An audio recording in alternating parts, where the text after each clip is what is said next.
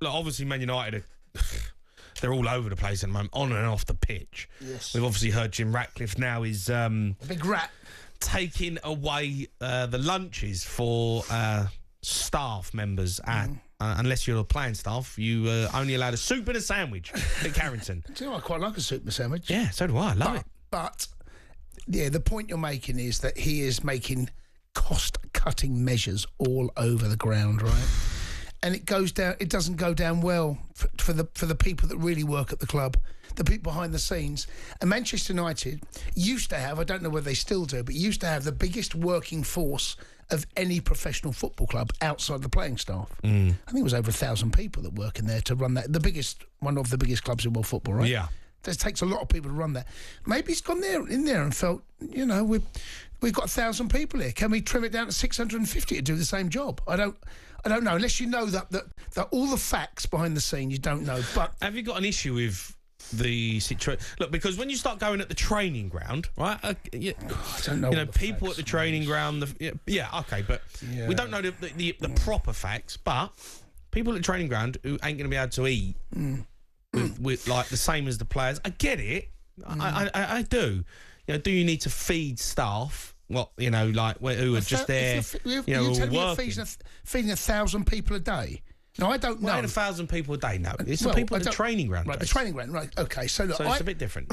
Without knowing everything, and we'll never know everything, but my own experience of having worked down at Cobham is that there's an army of people that work there. A lot of people work back at Stamford Bridge, but there's an army of people that work there.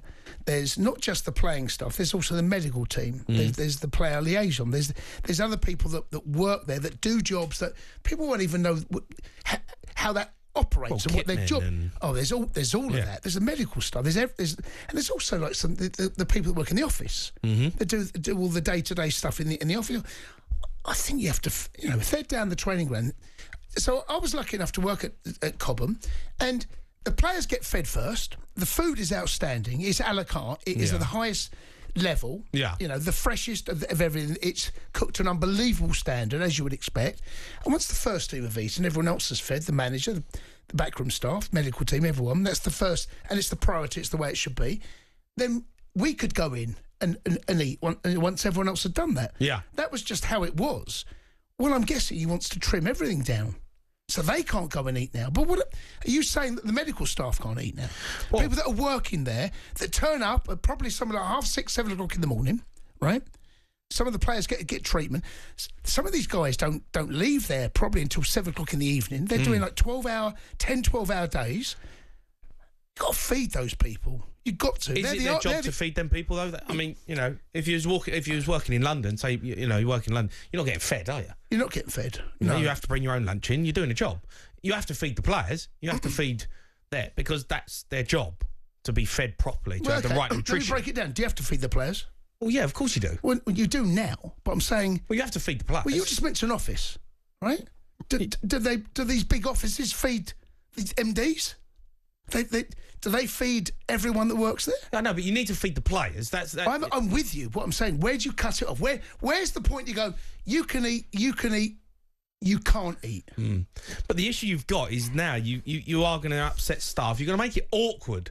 And for the players, I'm guessing. For the players, it's going to be a bit awkward, isn't it? You're going to go in, you might be in there with some other staff, the receptionist, whoever, someone's there, and they're sitting there with a soup and a sandwich, and you're rocking up with your chicken and your broccoli and your lasagna and your bread rolls and it can make it just feel a bit awkward. Without knowing all the facts, mate, and we don't quite know all the facts, right? What it feels like to me is that Ratcliffe's come in and he is absolutely stripping everything back, everything. No one is off limits except for the players, it would appear. And even you say the players... He wants the big earners out. Rashford has left, okay? I know, but look at Rashford. Look what he's doing. I know, but... Gone to Aston Villa and he's, 2 assists at the weekend. He's involved in everything they do. I just think they've got I just think Man United have turned into a bit of a laughing stock. Well, they're meant to be one of the biggest clubs. Being ridiculed. Outside Real Madrid, Jace. Yeah. Man United are the biggest club in the world. I know. They're in the top 2 or 3 without question. That's not for debate. This would never happen at Real Madrid. No, but mate, what if the club is hemorrhaging money? What if Ratcliffe has gone in there and he's looked at the books? He's allowed the Glazers have done whatever they've done, right? They've taken dividends. They have not ploughed back that money. They have taken their own dividends. We all know about the ground. We all know. I mean, I've got friends of mine that Man United fans. They say the place is falling apart, right? I don't know whether it is. People tell me. Man United fans, you tell me. But then you see the roof leaking the way that it is. He might have gone in there and looked at this and said, who has been allowed this football club to literally run into the gutter? And he's now gone and said, you know what? This club cannot be sustained at the level that we want to be. We cannot continue like this. And it might seem like £1 million here and $500,000 there. But basically, the way it would appear, he's saying, the way it's not sustainable. Problem you've got is that you've got players on 300 grand a week, 350 grand a week. Before his time, I think he's come out and said, Ratcliffe, he wouldn't have given Anthony the contract.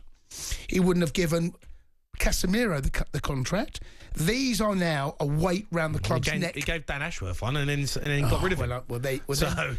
I'm not defending him. All I'm saying is he has made blunders himself. There is no doubt about that. You know, he's not coming in being Mr. Perfect, is he? Not. Look at the state of the team. No, completely. You're absolutely right. But maybe there's stuff going on that it might even be worse than Manchester United fans fear. This could be the tip of the iceberg. What if you turn it? Would you be surprised if you found out next season that the players have got to bring their own lunch in? Yeah, it won't be that bad. Come on, they can't be. It's Man United for crying out loud. Well, if I'd said to you a year ago... Didn't do that, Billericay. Mate, if I said to you a year ago that this would be happening, you'd said, no way. I'm just saying that there's obviously something at that club. It could be worse than we actually think. And Ratcliffe's come in and gone, do you know what? I ain't running my business like this. I know how to run a successful... The thing about football is it's run differently. Money can be spent in areas that most businesses can't spend it, like hotels, private flights, the best hotels, food, the best buses, the best of everything. Well, the best of everything might well be just trimmed down now only to the first team. Maybe the reserves or the under-21s or the youth team. They might find the pinch. The academy might find the pinch. But you're trying to bring this club back to greatness. Well, I'm just... I don't... He's come in there to try and get this club back to greatness, and actually he's come in like an administrator. If you think about... Well, that's probably how he sees himself. But then he's hoodwinked people, no? Surely he's hoodwinked the Man United people. We wanted him in there saying that he was maybe it's worse than he that. thought. Maybe he's walked in, he's seen the books, seen the holes in the books. He's looking at money literally being run through down to a drain, the wastage. Food, I mean, I don't know, but for him to take these measures tells me it's drastic. That's what you and I know football clubs are run. Yeah. This is drastic. I know. It feels like it's like do or bust. No, you know, a little bit. The club might be in financial dire straits. We might be talking about a situation that the club seriously could be in a scenario where they face sanctions and lose points. Maybe we don't know half of it, mate. But it feels like there's a bigger problem behind the scene. For the actions to be done the way they are, that's how it feels. Feels a bit heavy. I want to hear from Man United fans. What do you think on and off the pitch? Obviously on the pitch as well, he's been disgraceful. What did you make of the actually young penalty? Jeez. And we're going to speak to Durham, aren't we? We've got him coming up. I don't see what VAR. Stay out of it. Stay out of it. You don't need to get involved. I don't think it's a pen. Okay, well, I don't think it's a pen. The reason I say that, he dives. He does dive. He dives. But that doesn't mean it's not a foul. That's my take on this. The fact that he's gone down and he has made the most of it. I've been seeing Ashley Young do that. He's been very good at it. But De Ligt gets his shirt. Even Harry Maguire has his hands around his waist. There's two pulls his shirt. But it's not enough to turn it over. My gosh. I thought it was a scandalous decision, but... The Sports Bar with Jamie O'Hara and Jason Cundy. Monday to Thursday nights from 10 on AM, on DAB, via the talkSPORT app and on your smart speaker. talkSPORT.